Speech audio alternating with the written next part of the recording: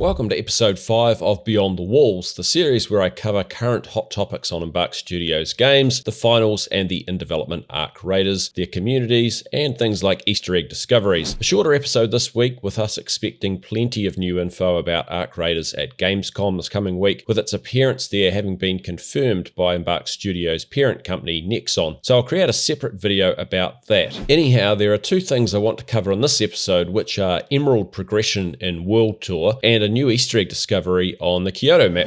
Update 3.8.0 just under 2 weeks ago saw the addition of Emerald progression to World Tour for all contestants that have reached Gold 1, and this is accessed through the finals panel in the World Tour part of the game's UI. Emerald progression sees a change in how progression is made from the remainder of World Tour, in that it can only be achieved through tournament wins, with a total of 75 wins required to reach the top level. When launched, Embark announced this by saying, "Today we're finally unlocking the finals inside the World Tour for all players who have reached a World Tour badge tier of Gold 1. Here you'll be able to continue your badge progression past Gold and into Emerald, with unique rewards unlocking for each tier you achieve. In the finals, you can only earn win points for winning an entire World Tour tournament." So this is truly a challenge for our most seasoned contestants to show off their dedication. Following that, it became clear there was some confusion in the community about the addition. They later added an update for clarity. For those who have already reached Gold 1 in the World Tour, please note that you have the finals tile unlocked and the normal World Tour now appears locked. Have no fear, you will still be able to play with your friends and progress along your Emerald badges, regardless of the badge level of your party members. We realise, now that it is live, that this was a confusing way to present this change, and we'll work on a fix to make it more clear. Regardless of your badge level, bronze, silver, gold or emerald, you are all still playing World Tour. However, having looked at the comments throughout the community, I think this new style of progression for World Tour has brought some significant issues with it. So let's look at why that is. Let's start by taking a step back and considering the overall types of players in the finals. At the casual end, we have players who are playing casual rounds and either making their way through the free career circuits or the seasonal battle pass, which really encompasses both. Progress through these is achieved by earning XP simply by playing the game or by aiming to complete specific daily contracts or circuit contracts. So at this level, the outcomes of the matches, whether you win or lose, do help, but are definitely not required to progress. There is little requirement to perform well here, and that fits hand in hand with it being the casual part of the game. Then at the other end of the scale, we have ranked, which for Season 3 currently revolves around competitive performance in the terminal attack mode, although there's an expectation in the community that cash out will return in Season 4 as the main ranked mode, maybe with terminal attack as a secondary ranked mode. As you'd expect, progression with ranked is solely about performance. You perform well, you move up the ranks; you perform poorly, you drop ranks. Now I know there are some issues with rank score currently, which I discussed in the last episode, but those issues aside, this is how ranked progression should work. It's all about outcomes of the matches and your individual performance alongside those outcomes that allow you to progress, with Diamond ranked being awarded to the best of the best and Ruby for the top 500 of those. Ranked players still get rewarded XP and make progress through career rewards and the battle pass if they have it, just like the casuals. Then in the middle sits World Tour. Prior to the introduction of Emerald progression in World Tour was very clearly specified by Embark through a community update provided by Embark Studios community lead Oscar Lundberg, where he said, "You will progress your World Tour badge by participating in, playing and winning inside the World Tour tournaments. You earn 1 point for making it not so far in the tournament, and you earn the most points if you win an entire tournament." He added that it's also good to know that you can't lose these win points once you've earned them, so you'll always be making steady progress on your World Tour badge. And this very much set up World Tour as a place for grinding through the badges. It was set up for those that wanted to play cash out mode a lot, but without the extreme competitiveness that ranked brought with it. And just like casual and ranked, XP earned here progresses career rewards and the battle pass. So with any issues around modes like terminal attack and cash out set aside, in that format we had three very clear groups of players: casual, grinders, and competitive ranked players, and you could jump back and forth between these categories pretty much knowing what the expectations were for each one. Casual means you could play just one round a day if you want, lose hopelessly, but still progress through rewards. Ranked is for those who want to play often and at the highest level of competitiveness that their skill allows. And World Tour kind of acted as a good intermediate between casual and ranked, being designed for those who have more time to dedicate to the game, play a bit more competitively, but also want to make steady progress. Then with the introduction of Emerald progression into World Tour, this has unfortunately muddied the waters between the grinders and ranked players, and this is absolutely evident in the responses you find across the community right now. The World Tour players who don't want to play ranked are now complaining because they're getting teamed up with players whose singular goal is to make it to the top of Emerald because those players can't access Emerald weapon skins in ranked. This essentially causes World Tour Emerald to become like a competitive ranked mode, but the average World Tour player never wanted to play at that level in the first place. Conversely, highly competitive players want to gain the rewards of Emerald that they can't access in ranked, and they aren't happy when they're teamed up with lower ranking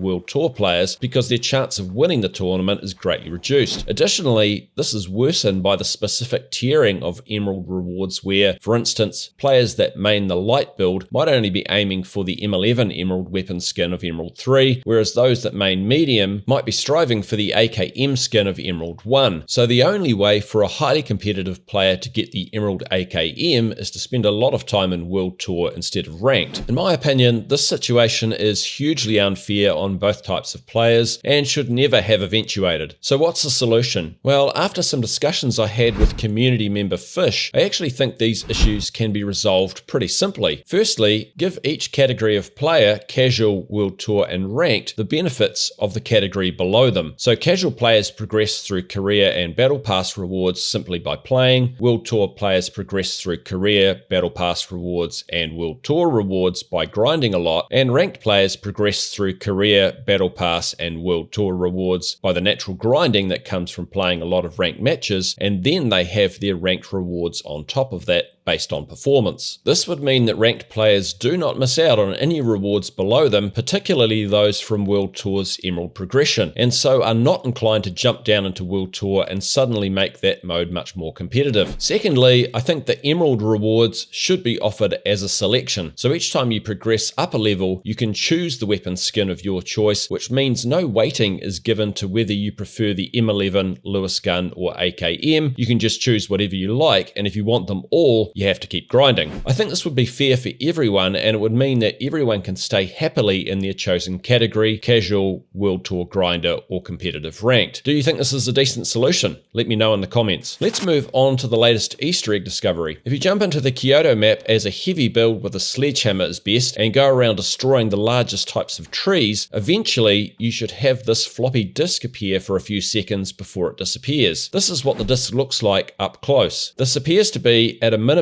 a reference to the 1990 adventure game The Secret of Monkey Island, in which its main character, Guybrush Threepwood, stumbles across a tree stump in the forest and says he can see a hole in the stump that leads to a series of catacombs. The game then prompts the player to enter disc 22, then when that's skipped, disc 36 and disc 114. The game only came with 4 discs, so it was an obvious joke from the game's developers, but that didn't stop players from desperately calling the game's helpline asking about the discs they were supposedly missing. Anyhow, Kyoto does have a couple of very large tree stumps on it, so could this Easter egg actually lead us to what all Monkey Island players hoped for, a series of catacombs beneath the map? So far, apart from making the discs appear, we've found no obvious way to interact with them or the tree stumps, but we're continuing to investigate. If you go looking for the discs, be prepared to go a few rounds without finding any, but I did find 2 in the same round and 1 the following round, so you should eventually find them. Regardless of whether these discs lead us anywhere or not, they're a neat little nod to an adventure game that helped to define the adventure game genre in the early 1990s. I've linked a video about the original Monkey Island Easter egg from content creator on a retro tip in the video description if you want to learn more about it, and I'll let you know if we make any further breakthroughs with this very retro Easter egg. Thanks for watching this episode of Beyond the Walls to the end. Do the usual YouTube business if you want to see more videos from me from now on. Give a like or comment as you see fit, and enjoy the rest of your day. Kia kaha. Stay strong.